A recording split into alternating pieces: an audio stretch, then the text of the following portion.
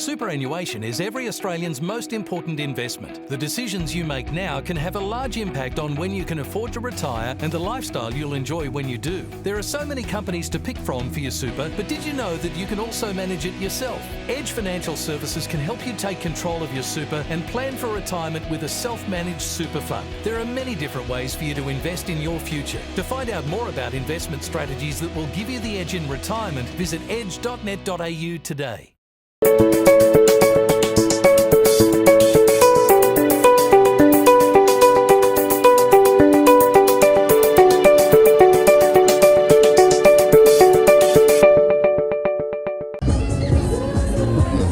Hey everyone, Scott from Edge Specialist Advice Network. I hope you're all well. Hey, today, what I wanted to bring to you guys was a reminder of some of the global macro trends that are shifting the world. I mean, there's so many large shifts happening in the world, geopolitically, financial, technology. Everything is like so fast, so prevalent, like you're making your head spin, right?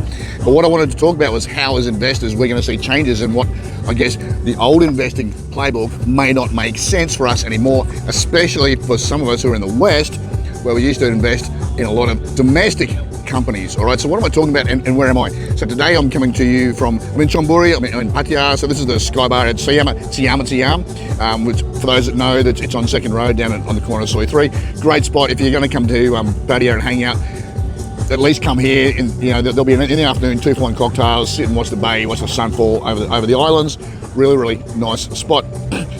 What I always want to do with you guys is I want us to see little indicators, little trends to confirm our thesis on the way capital is shifting and the rise of Asia and a new middle class and the decline of the Western middle class, the absolute destruction of purchasing power of the middle class. That's down in living standards, just down in everything. Okay, and so the people that I know, especially in Canada, New Zealand, and Australia, and some of my clients from those countries, even the UK, those people, they can feel it, right? So they know that their money's not stretching as far. That's called your living standards are declining. Like every year, your money goes that little bit less. You can't then have money left over to invest. Eventually, you drop out of the middle class, you turn into the working class, and then your kids don't have capital to start with.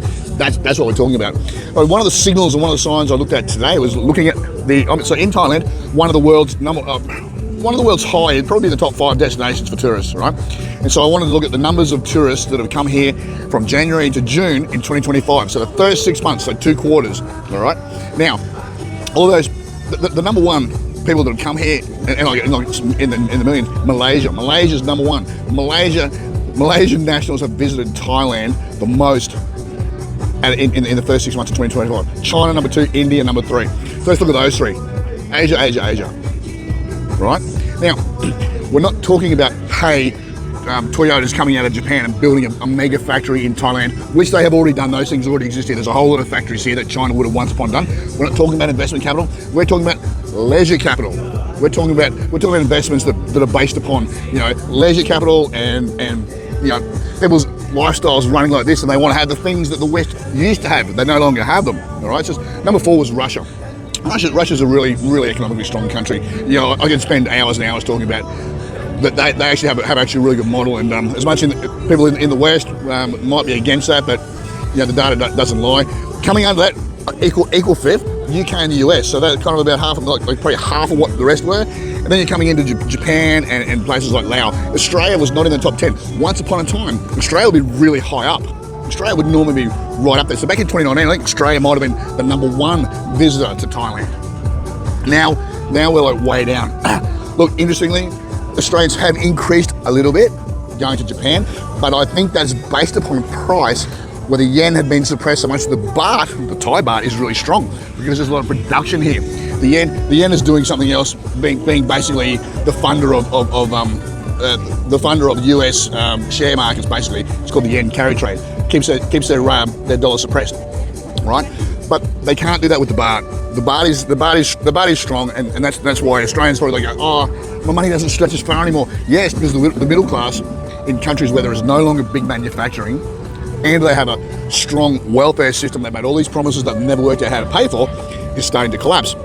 Now, we're not here to fix those problems. What I'm talking about is how to play the investment the rise of the middle class of Asia. Malaysia, number one, to Thailand in the first 6 months. Like these guys, these countries are sleepers, and it's hard to get your nose into those investments unless you work with people that are working with expat advice and offshore advice, right? Which I am, as you guys know.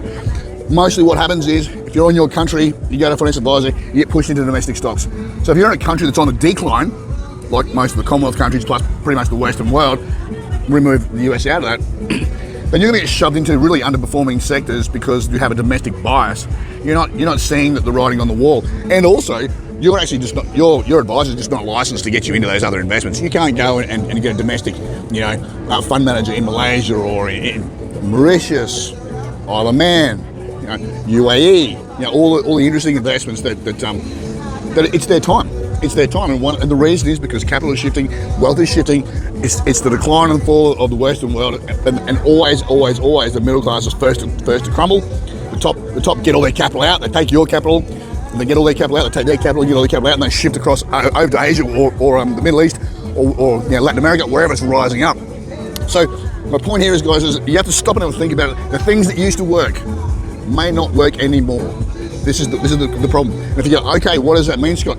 Maybe big brands. If it's a leisure capital, and that discretionary capital that the middle part of Asia is now starting to enjoy, they can't believe it. Their wealth standards have risen. Maybe this will be Huawei. Maybe Huawei is going to be a big company that's going to make a lot of money. They'll eventually list in the Singapore Stock Exchange. There's a lot of other brands in Asia that you and I would not normally see in a domestic scenario when we look at companies and how to invest them. You know what? My clients come from Australia. Hey, love mining companies. It's gold and silver's time to shine, especially. But hey, I also want to throw my money into like a global miner called BHP or Rio and get a little 6-cent dividend, even though inflation's running at 10, and think that I'm investing or I'm diversified because we've got two different miners. Guys, I'm here to tell you that every time I see a signal, I will bring it to you. Every time I see a signal, I'll bring it to you. And this is another one. So one of the major leisure spots of the world. Mostly it's Asia. It's got all the spare money to come and spend it on holidays in these areas. The Western world is not showing up, and that speaks a lot for the economies back in the domestic lands and those companies that make money from that domestic money and the money that they will not make from the collapse of the middle class of the West. All right, guys, that's a fair bit, but it's been really important, and every time I would see these things, I do want to bring it to you. I want to make sure we have an education relationship, as well as looking after you, my clients who I already look after. All right, that's enough from me, guys. Coming to you from the Sky Bar. It's Siam at Siam. Pattaya. Remember, life is a family sport. Give yours an edge. See ya. John's home-based tradie business has outgrown his garage. With work starting to pick up, John wants to take on an apprentice, upgrade the work ute, and move to an industrial shed. It was hard for John to get a loan because he has inconsistent income. John saw Toowoomba's Edge Lending, the business lending experts. Edge Lending was able to secure a loan to help grow his business by tapping into the equity in his home. Edge Lending Solutions, helping small businesses to grow.